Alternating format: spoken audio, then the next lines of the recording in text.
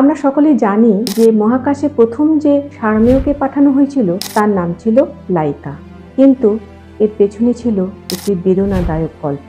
এরকম নানা অজানা গল্প শুনতে চটপট এই চ্যানেলটিকে সাবস্ক্রাইব করুন।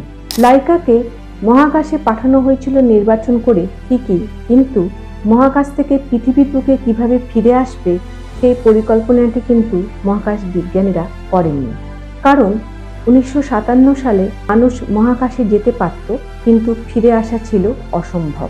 মানুষ মহাকাশে গেলে কি কি অসুবিধার মধ্যে পড়বে ঠিক সেটি জানার জন্যই লাইকাকে নির্বাচন করা হয়েছিল।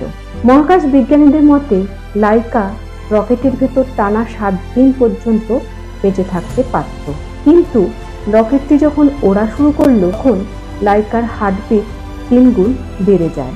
কেবিনের ভেতর তাপমাত্রা 40 ডিগ্রি বেড়ে যায়।